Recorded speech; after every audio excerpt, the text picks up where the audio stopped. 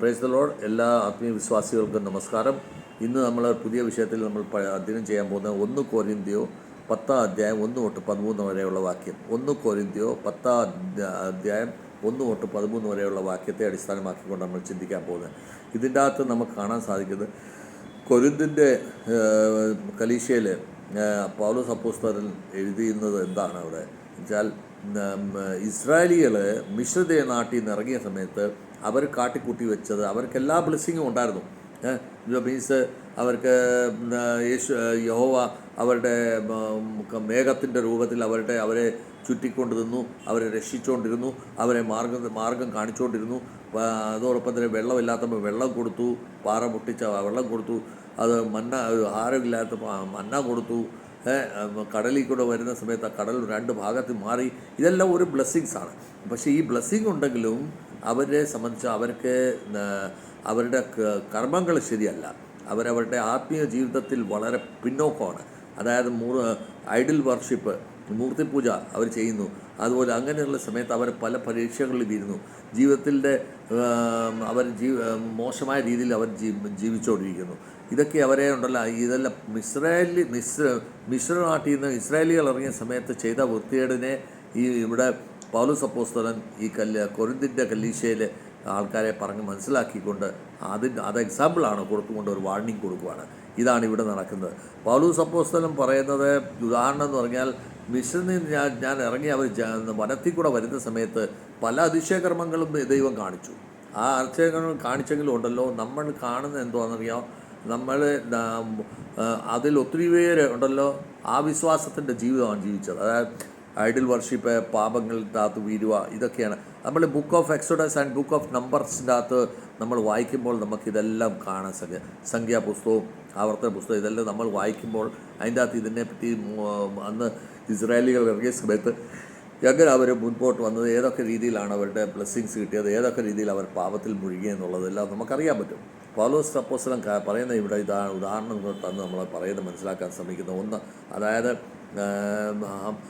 നമ്മളും ആ തെറ്റിലേക്കാണ് പോയിക്കൊണ്ടിരിക്കുന്നത് ഇതാണ് പറയുന്നത്.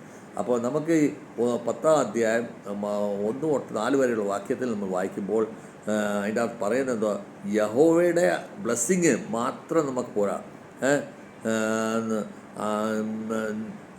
ആ ഇസ്രായേലികൾക്കും ഈ ബ്ലെസ്സിങ് ഉണ്ടായിരുന്നു. പക്ഷേ എന്താ പറ്റി, വഴിയിൽ അവരെ മാർഗം കാണിക്കാനായിട്ട് യഹോവ മേഘത്തിൻ്റെ രൂപത്തിൽ അവരുടെ കൂടെ നടന്നു. സമുദ്രത്തിലെ 2 ഭാഗം മാറ്റിയിട്ട് അതിൽ കൂടെ ഇവരെ കടത്തിവിട്ടു. അതുപോലെ ആത്മീയപരമായ ജീവൻ ആഹാരം അവർക്ക് മന്ന കൊടുത്തു. ആത്മീയപരമായ ജലം കൊടുത്തു, പാറ പൊട്ടിച്ച് വെള്ളം കൊടുത്തു. ഇതെല്ലാം അവർക്കുണ്ട്. പക്ഷേ എല്ലാ കൃപകളും യഹോവയുടെ ഉണ്ട്. പക്ഷേ എന്താണ് പറ്റുന്നത്, അതായത് എക്സോഡസ് പുസ്തകത്തിൽ പറയുന്ന പോലെ 11 അധ്യായം 21 വാക്യത്തിൽ പറയുന്ന പോലെ എല്ലാ രീതിയിലുള്ള കൃപകളും അവർക്കുണ്ടായിരുന്നു. പക്ഷേ ആത്മീയപരമായ രീതിയിൽ അവർ തളർന്നു പോയി. അവരെ എല്ലാ രീതിയിലും യഹോവ ഉണ്ടല്ലോ അവരെ വഴി നടത്തി കൊടുത്തു. മേഘത്തിൻ്റെ രൂപത്തിൽ അവരെ വഴി നടത്തി കൊടുത്തു, എല്ലാം ചെയ്തു. പക്ഷേ അവരുടെ ജീവിതത്തിൽ അവർ ഒത്തിരി പരാജയപ്പെട്ടിരുന്നു. അതുകൊണ്ടാണ് ഒത്തിരി പേര് അവിടെ വെച്ച് നഷ്ടപ്പെട്ടു പോയത്. അവർക്ക് 5-ാം നമ്പർ വേർഡ്സിൽ നമുക്ക് കാണാൻ സാധിക്കുന്നത് ഇതിൻ്റെ അതായത് പിന്നെ യഹോവ അവരോട് ഇങ്ങനെയുള്ള കാര്യത്താൽ യഹോവ അവരുടെ കൂടെ എല്ലാ ബ്ലെസ്സിങ് കൊടുക്കുന്നുണ്ടെങ്കിലും യഹോവ അവരെ ഇഷ്ടപ്പെട്ടില്ല. അതുകൊണ്ട് അവർ അവിടെ തന്നെ വനത്തിൽ തന്നെ ഒത്തിരി പേര് ചത്തുപോയി.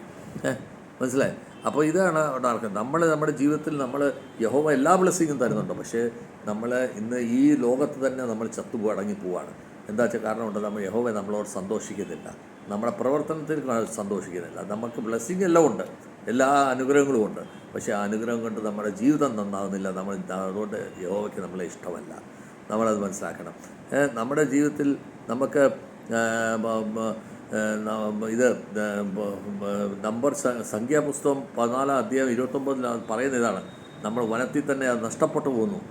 അതിൻ്റെ അത് പറയപ്പെടുന്ന ഇതാണ്, ഒരു അവിശ്വാസക്കാരന് വിനാശത്തിൻ്റെ കാരണമായി മാറുന്നു. നമ്മളൊരു ദൈവത്തിൽ അവിശ്വസിച്ച് ജീവിച്ചു കഴിഞ്ഞാൽ നമുക്ക് അവസാന നശീകരണത്തിനുള്ള കാരണമാണ്. അത് നമുക്ക് വെറും ബ്ലെസ്സിങ് മാത്രം കിട്ടിയോണ്ട് അർത്ഥമില്ല. യഹോവയ്ക്ക് കൂടെ ഒബീഡിയൻ്റ് ആയിരിക്കണം, അവരുടെ ആജ്ഞ അനുസരിക്കുന്നവനായിരിക്കണം, അദ്ദേഹത്തിൻ്റെ ആദേശങ്ങൾ അനുസരിക്കുന്നവനായിരിക്കണം. അങ്ങനെയുള്ളവർ മാത്രമേ അവന് വളർച്ചയുള്ളൂ. നമ്മൾ 6ാമത്തെ പദം തൊട്ട് 10ാം നമ്പർ പദം വരെ നമ്മൾ കാണുമ്പോൾ നാല് രീതിയിലുള്ള പാപങ്ങൾക്ക് എഗനസ്റ്റായിട്ട് നമുക്ക് പൗലോസ് അപ്പോസ്തലൻ വാർണിംഗ് തരുന്നുണ്ട്. അപ്പോൾ ഈ വാർണിംഗ് എന്തൊക്കെയാണ് നമുക്കൊന്ന് ശ്രദ്ധിക്കാം. ഇതിൻ്റെ അകത്ത് ഒന്നാമത് നമ്മൾ മോശമായ നമ്മുടെ കൊതികൾ. മോശമായ കൊതി എന്ന് പറഞ്ഞാൽ ഇസ്രായേലികളും ഇതുപോലെ നമ്പർ പുസ്തകത്തിൽ 11ാം അധ്യായം 4ാം വാക്യത്തിൽ എന്താണ് പറയുന്നത്? സംഖ്യാപുസ്തകത്തിൽ അതായത് ഇസ്രായേലികൾക്ക് മാംസം വേണമായിരുന്നു, അതുപോലെ തന്നെ വ്യഭിചാരം ചെയ്യുന്നുണ്ടായിരുന്നു അവർ. മൊഹോബി പെണ്ണുങ്ങളുമായിട്ട് അവർ വളരെ മോശമായ രീതിയിൽ അവർ ജീവിച്ചത്. അപ്പോൾ അത് രണ്ടാമത്തെ പറയുന്നത് ഐഡിൽ വർഷിപ്പ് അല്ലെ മൂർത്തിപ്പൂജ അവർ ചെയ്യുന്നു. സ്വർണത്തിൻ്റെ ഒരു ആടിനെ ഉണ്ടാക്കി ഒരു മൃഗത്തിൻ്റെ കുഞ്ഞിനെ ഉണ്ടാക്കി അവർ പൂജ ചെയ്യാൻ തുടങ്ങി. അപ്പോൾ ഇത് എക്സോഡസിൻ്റെ അകത്ത് 32:6 നമ്മളിത് കാണുന്നുണ്ട്. പ്രത്യേകം മൂന്നാമത് വ്യഭിചാരം ചെയ്യുക. സംഖ്യാപുസ്തകത്തിൽ 25 1-ാം നമ്പറിൽ ഇത് അത് നമുക്ക് കാണിക്കുന്നുണ്ട്. അത് കഴിഞ്ഞിട്ട് സംഖ്യാപുസ്തകം 21 5-ാം അധ്യായത്തിൽ ഇതാണ് യഹോവയുടെ പരീക്ഷ ഘട്ടത്തിൽ നമ്മൾ യഹോവയെ മറന്നിട്ട് യഹോവയ്ക്കെതിരായിട്ട് നമ്മൾ ആക്ഷേപങ്ങൾ പറയുക. അത് നമുക്കൊരിക്കലും പാടില്ല. ഇതെല്ലാം നമ്മുടെ ജീവിതത്തിൽ ഇന്നുള്ളതാണ്. ഇത് നമ്മുടെ ജീവിതത്തിൽ നിന്ന് ഇത് മാറ്റിക്കൊടുക്കേണ്ടത് നമ്മുടെ ആവശ്യമാണ്. ഇല്ലെങ്കിൽ നമ്മൾ എത്ര വലിയ സമ്പാദ്യമുള്ളവരാണെന്ന് പറഞ്ഞാലും യഹോവയെ നമ്മളെ ഇഷ്ടപ്പെടത്തില്ല, നമ്മളെ നശീകരണത്തിലേക്ക് കാരണമാകും. അപ്പോൾ അത് കഴിഞ്ഞിട്ട് നമ്മളിവിടെ കാണാൻ ഈ പാപത്തിൽ കൂടി നമ്മൾ ഈ കലീശ അല്ലെങ്കിൽ ഈ ചർച്ചിനെ നമുക്ക് രക്ഷപ്പെടുത്തിയെടുക്കാനാണ് നമ്മൾ നോക്കേണ്ടത്. 12ാം പദത്തിൽ എന്താണ് ഒരു വാർണിംഗ് തന്നിരിക്കുന്നത്? ഉദാഹരണമായിട്ട് അവർ പറഞ്ഞിരിക്കുന്നത് വെച്ചാൽ നമ്മുടെ എല്ലാ പ്രവർത്തനത്തിലും അവർ നമ്മളെ ആ സമയത്ത് നമ്മളെ രക്ഷപ്പെടുത്താൻ വേണ്ടി നമുക്കൊരു വാർണിംഗ് തരുന്നുണ്ട്. നമ്മളോട് പറയുന്നുണ്ട് ഇതിനെ ചെയ്യല്ലേ എന്ന് പറയുന്നുണ്ട്. അതായത് പ്രോവർബ് 16-ാം അധ്യായം 18-ാം വാക്യത്തിൽ ഈ കാര്യം പറയുന്നുണ്ട്. അപ്പോൾ നമുക്ക് മനസ്സിലാക്കേണ്ടത് ഇതിൽ മനസ്സിലാക്കാൻ സാധിക്കുന്നത് നമ്മുടെ ജീവിതത്തിൽ നമുക്ക് ഈ വചനം നമ്മുടെ ജീവിതത്തിൽ വളരെ പ്രയോജനകരമായി തീരട്ടെ എന്ന് നമുക്ക് പ്രാർത്ഥിക്കാം. നമുക്ക് പൊങ്ങച്ചം കാണിക്കുന്നതെന്ന് പറയുന്നത് അത് വിനാശത്തിന് കാരണമായിരിക്കും. നമ്മൾ ഒത്തിരി പ്രൗഡ് കാണിച്ച് നമ്മൾ പൊങ്ങച്ചം കാണിക്കുന്നത് അത് നമ്മളെ നശിപ്പിക്കാൻ വേണ്ടിയാണ് പറയുന്നത്. അതുപോലെ നമ്മൾ 13ാം പദത്തിൽ നമ്മൾ എന്താ നോക്കുന്നത്? 10-13 നമ്മൾ വായിക്കുമ്പോൾ യഹോവയെ നമ്മൾ പരീക്ഷഘട്ടത്തിൽ വരുമ്പോൾ യഹോവ നമ്മളെ രക്ഷപ്പെടുത്തുകയും അതിന് നമ്മളെ സഹായിക്കുകയും ചെയ്യുന്നുണ്ട്. ഇത് നമ്മൾ വളരെ പ്രധാനപ്പെട്ട ഒരു വചനമാണ്. നമ്മുടെ ജീവിതത്തിൽ ഓരോ പരീക്ഷഘട്ടത്തിലും മനുഷ്യന് അത് സഹിക്കാനുള്ള ശക്തി ഉണ്ടാകണം. അതുപോലെ യഹോവയെ വിശ്വാസപൂർവ്വം യഹോവയെ നമസ്കരിക്കാനുള്ള ശക്തി ഉണ്ടാകണം. എങ്കിൽ മാത്രമേ നമുക്ക് ജീവിതമുള്ളൂ, എങ്കിൽ മാത്രമേ നമുക്ക് പുനർജന്മമുള്ളൂ. നമ്മൾ അതെല്ലാം മനസ്സിലാക്കിയിരിക്കുന്നു. യഹോവ നമ്മളെ പരീക്ഷ ഘട്ടത്തിൽ നമ്മളെ വളരെ പരിമിതമായ ജീവിതത്തിലാക്കി തീർക്കും. എന്നാലും എല്ലാ ബുദ്ധിമുട്ടുകളും ഉണ്ടെങ്കിലും യഹോവ നമുക്ക് ആ പരീക്ഷ ഘട്ടത്തിൽ നിന്ന് എങ്ങനെ ഇറങ്ങിപ്പോരാമെന്നുള്ളത് കൂടെ നമുക്ക് പറഞ്ഞ് മനസ്സിലാക്കാറുണ്ട്. അങ്ങനെ നമ്മൾ ജീവിതത്തിൽ നമ്മൾ പല സമയത്തും പല ബുദ്ധിമുട്ടുകളിൽ നിന്ന് നമ്മൾ ഇറങ്ങിപ്പോരുന്നത് അതിന് നമ്മൾ യഹോവയെ മഹത്വപ്പെടുത്തണം. ഇന്ന് നമ്മൾ ഇത് ആത്മീയപരമായിട്ട് ഇതിനെ നമ്മൾ ചിന്തിക്കുമ്പോൾ ആദ്യത്തേത് യഹോവ ബ്ലെസ്സിങ് അല്ലെങ്കിൽ അനുഗ്രഹം നമ്മൾ കിട്ടിക്കഴിഞ്ഞാൽ മനുഷ്യൻ നമ്മുടെ ജീവിതത്തിൽ മോശമായ പ്രവർത്തികളുമെല്ലാം നമ്മൾ അകപ്പെട്ടു പോയി, നമ്മൾ പിശാചിൻ്റെ ശക്തിയാൽ നമ്മൾ വീണുപോയി നമ്മൾ നശീകരണത്തിലേക്കാണ് പോകുന്നത്. ഒന്ന്. രണ്ടാമത്തെ പൗലോസ് അപ്പോസ്തലൻ നമ്മളെ പഴയ നിയമത്തിൻ്റെ ഇസ്രായേലികൾക്ക് സംഭവിച്ച വിവരങ്ങളെല്ലാം നമ്മളെ പറഞ്ഞ് മനസ്സിലാക്കി നമുക്ക് വാർണിംഗ് തരുന്നുണ്ട്. അത് നമ്മൾ ശ്രദ്ധിക്കേണ്ടിയിരിക്കുന്നു. നമ്മളുടെ പൊങ്ങച്ചമുണ്ടല്ലോ നമ്മുടെ ജീവിതത്തിൽ നമുക്ക് നശീകരണത്തിന് വേണ്ടി ഒരു കാരണമായി മാറണം. അത് നമ്മൾ ശ്രദ്ധിച്ചോണം.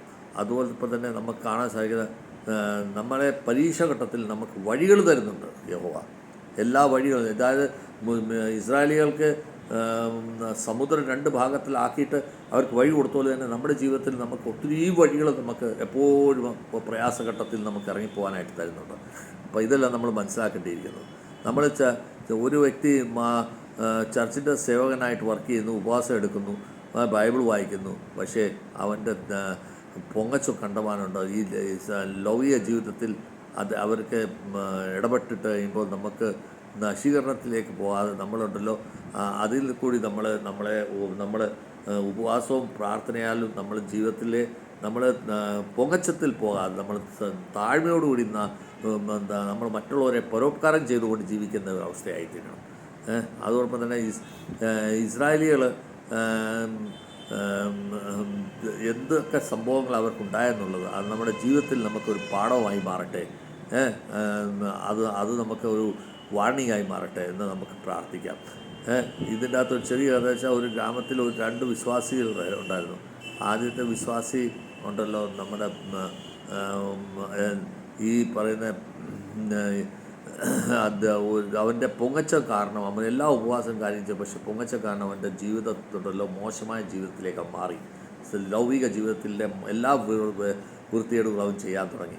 പക്ഷേ ദൈവവിശ്വാസിയായിരുന്നു, എല്ലാം ശരിയാണ്, പക്ഷെ അവൻ മോശമായ ജീവിതത്തിലേക്ക് അവൻ മാറി.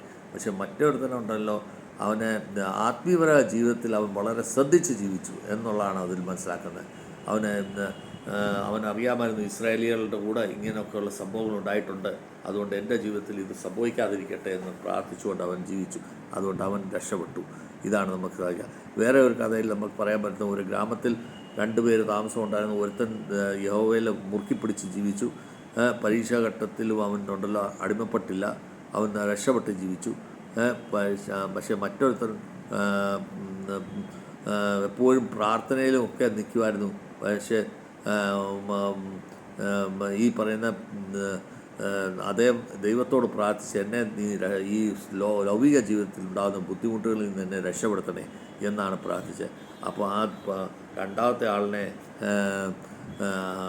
യഹോവ താങ്ങി അവനെ ഉയർത്തി. ആദ്യത്തെ ആൾ പാപത്തിൽ മുഴുകി എന്ന പ്രാർത്ഥനയിലെല്ലാം ഉണ്ട്, പക്ഷേ പാപത്തിൽ മുഴുകിയിട്ടുണ്ടല്ലോ അവൻ നശീകരണത്തിലേക്ക് പോയി. അതാണ് സംഭവിച്ചത്. അപ്പോൾ അതുകൊണ്ട് നമ്മുടെ ജീവിതത്തിൽ നമ്മൾ പഠിക്കേണ്ട ഇതാണ്, എന്താണ്, നമ്മുടെ ആരോഗ്യത്തിൽ നമ്മൾ ഇനിക്കാമെന്ന് ശ്രമിച്ചു കഴിഞ്ഞാൽ, നമ്മളിൽ തന്നെ ഒത്തിരി വിശ്വാസം നമ്മൾ ഉറപ്പിച്ച് ജീവിച്ചാൽ, ദൈവത്തിൽ നമ്മൾ വിശ്വസിക്കാതിരുന്നാൽ നമ്മൾ പൊങ്ങാൻ വയ്യാത്ത അവസ്ഥയായിത്തീരും. അതേസമയം ദൈവത്തിൽ ഉറച്ച് വിശ്വസിച്ച് നമ്മൾ പൊങ്ങുവാൻ നിൽക്കുമ്പോൾ ദൈവം നമ്മളെ താങ്ങിപ്പിടിക്കും. ഇതാണ് നമുക്ക് ഉണ്ടാകുന്നത്. അതുകൊണ്ട് നമ്മുടെ സ്വന്തം ബലത്തെ നമ്മൾ കൂടുതൽ വിശ്വസിക്കാതെ അത് നമ്മളെ താഴ്ത്തിയിടുന്ന ഒരു ബലമാണെന്ന് മനസ്സിലാക്കിക്കൊണ്ട് നമ്മൾ ദൈവത്തിൽ ഉറച്ച വിശ്വാസത്തോടുകൂടി നമ്മൾ നടന്ന് നമ്മൾ രക്ഷപ്പെടാതെ ശ്രമിക്കണം. നമുക്ക് നഷ്ടം വരാതിരിക്കാൻ ശ്രമിക്കണം. ഇപ്പം ഇതിൻ്റെ അകത്ത് നമുക്ക് കാണാൻ സാധിക്കുന്ന ഈ വചനത്തിൻ്റെ അടിസ്ഥാനത്തിൽ നമുക്ക് പറയാൻ പറ്റുന്നത്, നമ്മളെ പരീക്ഷയിൽ അകപ്പെട്ട് കഴിയുമ്പോൾ നമ്മൾ എങ്ങനെ രക്ഷപ്പെടാൻ പറ്റുമെന്നുള്ളത് നമ്മൾ ചിന്തിക്കണമെന്നുണ്ടെങ്കിൽ നമുക്ക് പഴയ നിയമത്തിൻ്റെ തെറ്റുകൾ നമുക്ക് മനസ്സിലാക്കിയിരിക്കുന്നു. ഒരു പൊങ്ങച്ചം അല്ലെങ്കിൽ നമ്മുടെ അഭിമാനം നമ്മൾ കാണിക്കുന്നതിൽ നമ്മൾ രക്ഷപ്പെടേണ്ടിയിരിക്കുന്നു. യഹോവയിൽ നമ്മൾ പൂർണ്ണ വിശ്വാസത്തിൽ നമ്മൾ ജീവിക്കേണ്ടിയിരിക്കുന്നു. അങ്ങനെയൊക്കെ ജീവിച്ചു കഴിയുമ്പോൾ നമുക്ക് 31 വലിയൊരു ഉപവാസത്തിന് നമുക്ക് എങ്ങനെ ജീവിക്കാൻ പറ്റുമെന്ന് നമുക്ക് മനസ്സിലാക്കാനുള്ളൂ. അതായത് നമ്മൾ എന്താണ് അതിൽ നമ്മുടെ ആത്മീയപരമായ വളർച്ചയ്ക്ക് വേണ്ടി നമ്മൾ ചെയ്യേണ്ടത്, ആത്മീയ കോൺഷ്യസ്നസ് നമുക്കുണ്ടാകണം. പാപത്തിൽ നമ്മൾ ദൂരം മാറി നിൽക്കണം. ഈ പരീക്ഷാഘട്ടത്തിൽ നമുക്ക് യഹോവയിൽ പൂർണ്ണ വിശ്വാസം ഉണ്ടായിരിക്കണം. അങ്ങനെ വരുമ്പോൾ നമ്മൾ പ്രാർത്ഥന നമ്മുടെ ജീവിതത്തിലെ ഒരു ഭാഗമായി മാറും. നമ്മൾ മറ്റുള്ളവർക്ക് ദയയും പ്രാർത്ഥനയും താഴ്മയും നമ്മൾ കാണിച്ചു കൊടുക്കും. അങ്ങനത്തെ വന്നു കഴിയുമ്പോൾ നമുക്ക് നമ്മുടെ ലൗകിക ജീവിതത്തിൻ്റെ ആ കൊതികൾ നമുക്ക് മാറി നമ്മൾ ദൈവിക കൊതിയിലേക്ക് നമ്മളായിത്തീരും. നമ്മൾ പൊങ്ങച്ചമില്ലാത്തവരായി മാറും. നമുക്ക് ഇതിൻ്റെ അകത്തുനിന്ന് 1 കൊരിന്ത്യർ 10-1-13 വരെയുള്ള വാക്യങ്ങളെ അടിസ്ഥാനമാക്കി നമ്മൾ ചിന്തിക്കുമ്പോൾ, ഇപ്പോൾ യഹോവ നമ്മൾ പറയുന്നത് ഇതാണ്, എല്ലാ ബ്ലെസ്സിങ്സും എല്ലാ ആശിഷവും നിനക്കുണ്ട്, പക്ഷേ എല്ലാം ഉണ്ടെങ്കിൽ തന്നെ നീ എല്ലാ കാര്യത്തിനും നീ രക്ഷപ്പെട്ട് നിൽക്കേണ്ടത് നിൻ്റെ ആ ചുമതലയാണ്. നീ സുരക്ഷിതമായിട്ട് ജീവിതം ജീവിക്കേണ്ടതിൻ്റെ ആവശ്യമാണ്. ഇല്ലെങ്കിൽ നമ്മൾ നശീകരണത്തിലേക്ക് പോവും. അത് ഓർമ്മിപ്പിക്കുകയാണ് പൗലോസ് അപ്പോസ്തലൻ കൊരിന്ത്യരുടെ ഇത്. അതുകൊണ്ട് ഈ വചനം നമുക്ക് എല്ലാവർക്കും ജീവിതത്തിൽ വളരെയധികം പ്രയോജനപ്പെടട്ടെ എന്ന് പ്രാർത്ഥിച്ചുകൊണ്ട് എൻ്റെ വാക്കുകൾ കേൾക്കുന്നു. എല്ലാ കലീശയിലും എല്ലാ മെമ്പേഴ്സിനും ഈ വചനങ്ങളനുസരിച്ച് ജീവിക്കാൻ ദൈവം ഇടയാക്കട്ടെ എന്ന് പ്രാർത്ഥിക്കാം.